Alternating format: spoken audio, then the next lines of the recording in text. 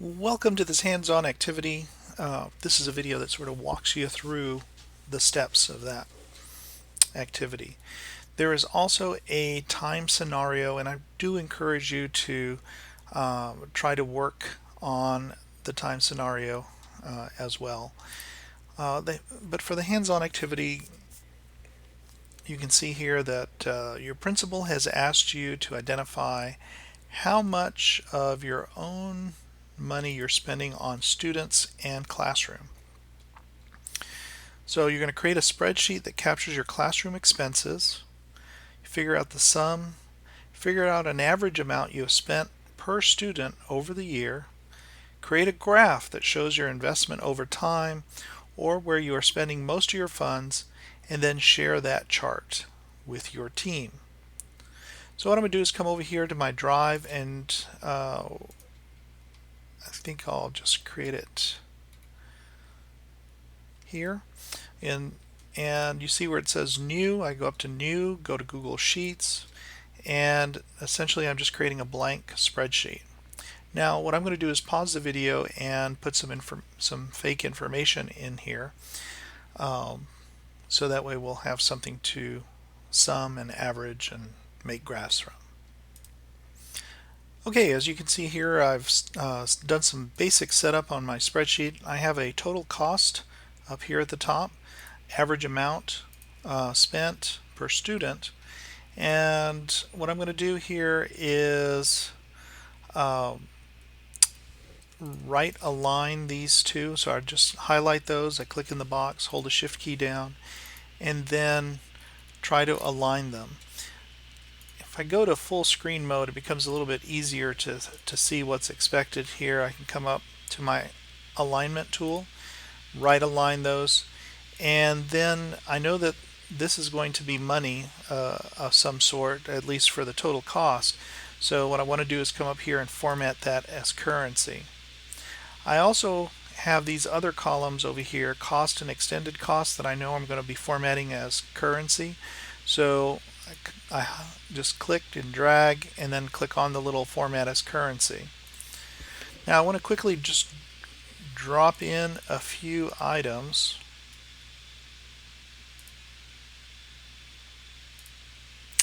And I happen to put those together already. So you can see I have a few items: boxes of pencils, writing paper pad, wall decorations, cupcakes, and prizes. Now obviously I could include a lot more, but I'm not going to do that.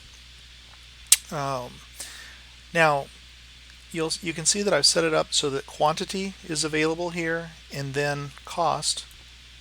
I like to have my items center aligned, and what I need to do to figure out the extended cost is what's 20 times 199. Well, the easiest way to do that is to start a formula. So I press equal, and then I come over here and I click. Notice what's going to happen when I click on the 20 in this first line. It's going to put the cell address, C row 9. So C column row 9. And then I'm going to put in some kind of operation, so multiplication. And then I'm going to click on this cell, and notice how it puts in D9. And then all I have to do is press enter, and I get the amount to appear right there. Now if I want this formula to be copied down, I could do Control C, copy, Control V to paste.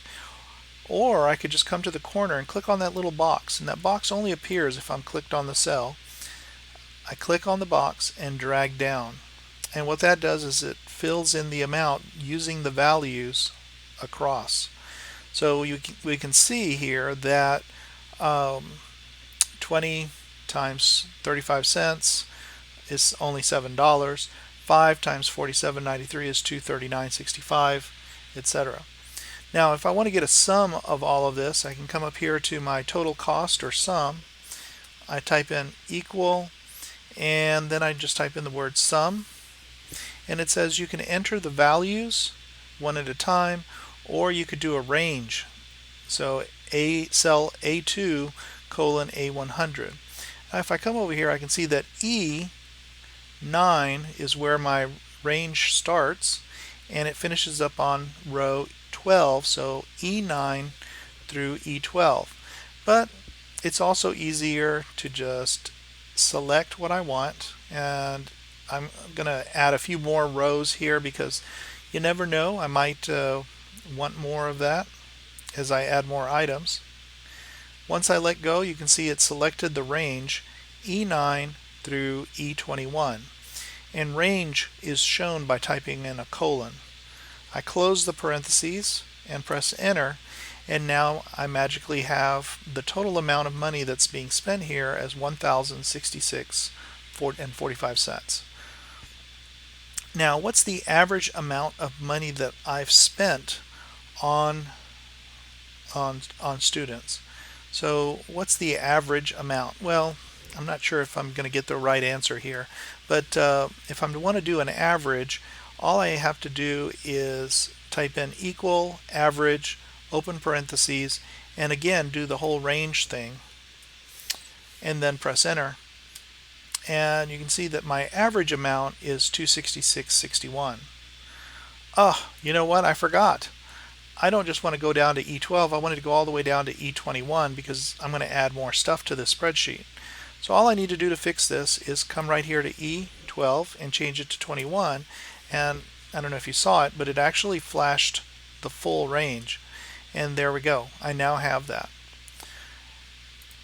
Done. Now, before I say I'm done, though, it's important to go back and read the directions. So I'm going to come over here and read the directions. It says, figure out the average amount you spent per student. Okay, create a graph that shows your investment over time, line graph, or where you are spending most of your funds, a pie chart, and then share the chart with your team. So I need to make a graph of this data. So what I'm going to do is click and then select. So I click over here in A8 and then drag over to E12, and I'm going to make a graph of this information. Fortunately, Google makes it easy to do that. I can come down here to the bottom right hand corner of my screen where I'll see something called Open Explore. And Explore provides a lot of great information here. It makes the graph for me, very nice by the way, cost and extended costs of boxes and pencils, writing and paper. You can see that wall decorations has the highest value for cost, and the second highest value is for the extended cost. There's also a nice bar graph here that tells me I spent about 60% on, or 57.1% on cupcake and prizes.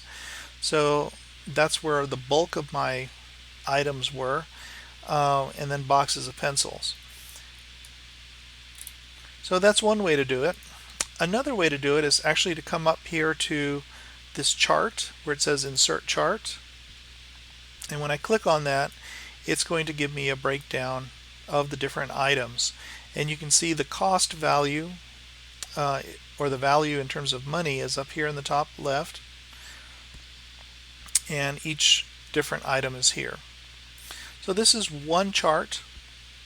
If I wanted to publish that chart or save that chart as a picture or PDF, I could do that. I could copy that chart and paste it into an email, I could move it to its own sheet so that it would be on its own sheet and take up full screen. Sometimes we want to just graph certain information. So I'm going to sort of graph the item and the cost by holding down the control key and selecting just the information that I want to graph. I come on over here to my insert chart, and now I have another chart that is graphed by expense item description and versus the extended cost. So there's the total cost for these items. You can see that I spent most of my money on cupcakes and prizes. That's interesting, isn't it? Wall decorations, I spent the least amount of money on writing paper and boxes. So these are graphs that you can create. You can edit those graphs. You can change the colors if you like. You can add even more information. But that is really beyond the scope of this particular video. If I want to share the chart, I can do that in several ways. Probably the easiest way, if I just want to share the chart, is to just click on Publish, and now I can just copy that and I can share it via email, Facebook, but here it is as a web page. I can send that link to this chart to my colleagues, and they will have it and be able to use it. Or alternatively, I could come up here to share and share the entire sheet so they have access to the original information, and I would add them here as I normally would when I'm sharing any document.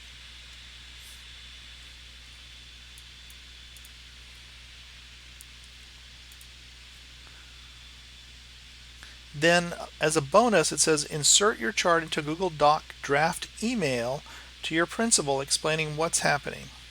Okay, so to do that, it's not asking me to actually insert it into the email. It's saying I want you to put it into a Google Doc. So all I need to do is come back here, create a Google Doc, and this is a draft email. And I can paste the chart, and it's going to either link it to the spreadsheet or just paste it as a picture where it pastes it unlinked. The benefit here is that if I link to the spreadsheet, it's going to let me update it. So I can update the information in the spreadsheet. It will be updated in the graph. So I'm going to leave it linked to the spreadsheet. There it is. Dear principal, here's the information you requested. If you have any questions, please call Miss Johnson. There we go. Thanks. And so now this information is here. As I'm looking at it, I realize, oh my gosh, we spent a lot more money on writing paper. Let me come back over here and adjust that. We spent $1.35 on this. And so the amount immediately changed here. Let's change it. Let's go crazy. Let's go $99.99. Woo! Look at that graph.